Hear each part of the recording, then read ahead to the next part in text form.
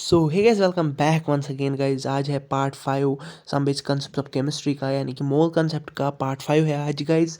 आज हम स्टार्ट करने जा रहे हैं एटॉमिक थ्योरीज गाइस। बेसिक जो हमने है ना वो हमने सब कुछ क्लियर किया है। आज हम पढ़ेंगे एटॉमिक थ्योरीज गाइस। ये थोड़ा अच्छा टॉपिक है, ये हम कवर करने जा रहे हैं और उसके बाद हम लाएंगे मोल पे वीडियो। ओके गाइस, तो फिर without wasting much more your time let's get started guys. पहली जो एटॉमिक थ्योरी है वो हम पढ़ेंगे डेल्टन एटॉमिक थ्योरी। डेल्टन ने क्या कहा था? तो फिर दोस्तों, डेल्टन ने पहला जो पोस्टुलेट दिया था वो बोला था डेल्टन ने एटॉम पे एक थ्योरी दी थी। क्या थ्योरी दी थी? जो पहला पोस्टुलेट था डेल्टन का, उसने बोला था matter consists of individual particles, individual atoms.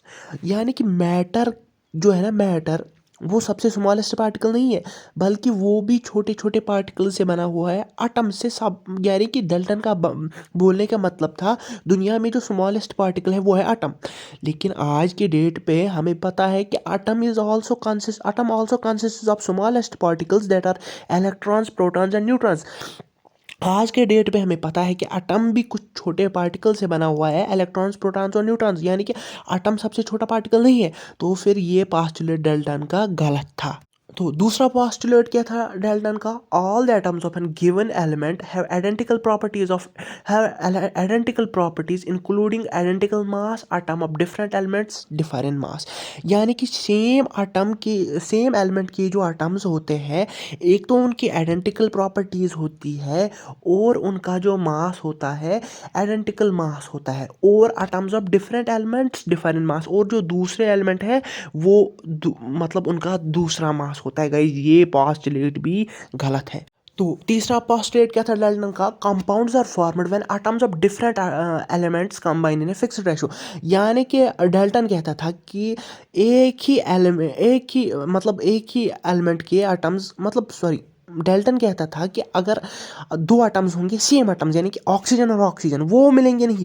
अब अलबत्ता दो अलग अलग एटम्स मिलेंगे और वो बनाएंगे एक एलिमेंट। यानी कि ऑक्सीजन और हाइड्रोजन मिल सकता है, लेकिन हाइड्रोजन एंड हाइड्रोजन नहीं मिल सकता है।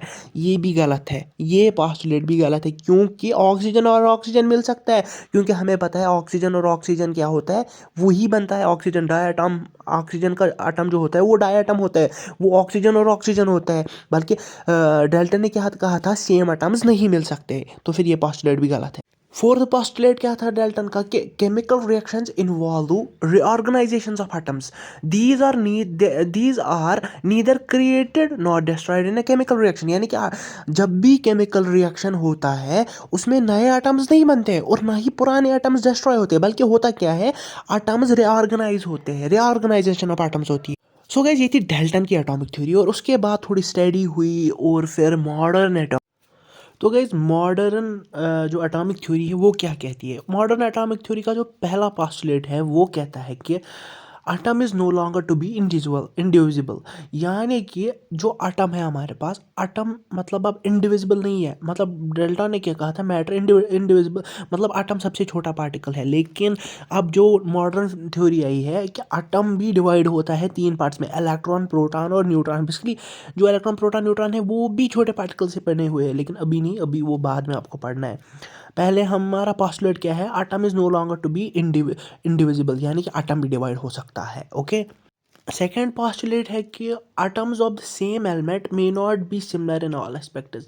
मतलब किसी एलिमेंट के अगर सेम एटम्स हम लेंगे, वो हर वक्त मतलब सेम नहीं होंगे, हर वक्त वो सिमिलर नहीं होंगे। फॉर एग्जांपल जैसे आइसोटोप्स है हमारे पास। आइसोटोप्स क्या है? वो मतलब आइसोटोप्स मतलब एक एलिमेंट के सेम एटम है, लेकिन सेम एटम, एक एलिमेंट के सेम एटम, लेकिन उनकी जो एटॉमिक मास है वो, जैसे कि हम करेंगे कार्बन 12, कार्बन 13 और कार्बन 14 की बात। देखो, ये सेम एलिमेंट है, लेकिन इनका एटॉमिक नंबर तो सेम है, 666, लेकिन इनका जो एटॉमिक मास है वो डिफरेंट है। थर्ड पोस्टुलेट क्या है मॉडर्न एटॉमिक थ्योरी का? कि atoms of different element may be similar in some aspects. यानी कि अगर हमारे पास कोई अलग अलग एलिमेंट भी होंगे, डिफरेंट एलिमेंट भी होंगे, अगर उनके एटम्स हम लेंगे किसी रेस्पेक्ट में, कोई किसी एस्पेक्ट में, मतलब कभी कभी उनके जो एटम्स होंगे, अलग अलग एलिमेंट्स के एटम होंगे, वो कभी कभी सिमिलर होंगे। फॉर एग्जांपल यहाँ पे हम बात करेंगे आइसोबार्स का। आइसोबार्स क्या है? वो अलग अलग एलिमेंट के अलग अलग एटम है, लेकिन उनके जो एटॉमिक नंबर है, एटॉमिक नंबर तो डिफरेंट है लेकिन एटॉमिक मास सेम है। फॉर एग्जांपल कार्बन 14 और नाइट्रोजन 14। देखो इनका एटॉमिक नंबर तो अलग अलग है, 6 और 7, लेकिन इनका एटॉमिक मास सेम है। देखो नेक्स्ट पोस्टुलेट क्या है? Atom is the smallest unit participating in the chemical reaction. देखो अब आप कहोगे कि तुमने तो अभी कहा कि atom is made up of सब एटॉमिक पार्टिकल्स। एटम भी इलेक्ट्रॉन प्रोटॉन न्यूट्रॉन से बना हुआ है, लेकिन अगर हम केमिकल रिएक्शन की बात करें, केमिकल रिएक्शन में क्या होता है? केमिकल रिएक्शन में जो सबसे स्मॉलेस्ट पार्टिकल जो केमिकल रिएक्शन में हिस्सा लेता है वो एटम है। नेक्स्ट पास्टुलेट है ratio in which atoms unite may be fixed integer values, but they are not same simple always. देखो यहाँ पे कहता है कि मतलब जिस रेशो में एटम्स यूनाइट होते हैं वो क्या होते हैं? वो फिक्स्ड इंटीजर वैल्यूज होते हैं, लेकिन वो सिंपल हमेशा हो ये ज़रूरी नहीं है। वो हमेशा सिंपल रेशो में नहीं कंबाइन होंगे।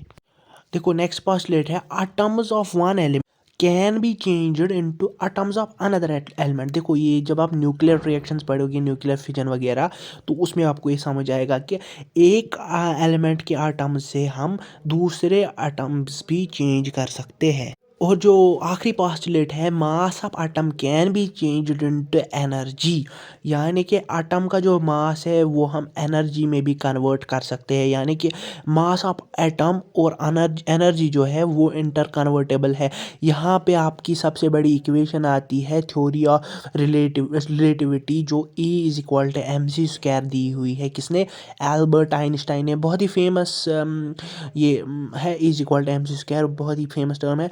ये आप सब लोगों ने सुना होगा। E is equal to mc², यानी कि जो मास और एनर्जी है आपस में कन्वर्टेबल है। E is equal to mc² को हम इसीलिए भी कहते हैं मास एनर्जी इक्विवेलेंट।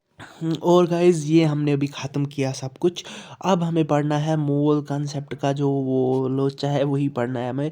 वो बहुत ही इंटरेस्टिंग टॉपिक है, लेकिन मुझे लगता है मैं कोशिश करूँगा कि मैं उसे कल ही अपलोड करूँ, लेकिन मुझे अभी वीडियो भी बनाना है उसका। और मुझे लगता है आई थिंक कि जितना मैं बहुत थक गया हूँ, मुझे लगता है 2-3 दिन तो अगर मैंने रेस्ट किया तो फिर 2-3 दिनों के बाद आएगा।